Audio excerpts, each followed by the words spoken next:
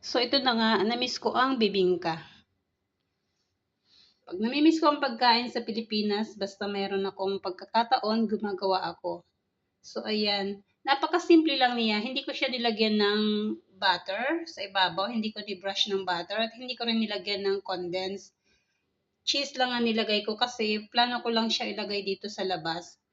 Pag kasi condensed ang ginamit ko, tapos maging yema toppings na siya, need siyang ilagay sa rep. And then, pag nilagay sa rep, matigas na siya kinabukasan. So, hindi advisable para sa akin.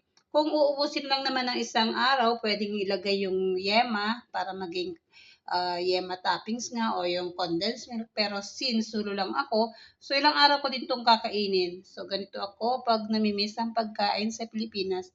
My own version ng bibingka ala Lucy. Thank you for watching.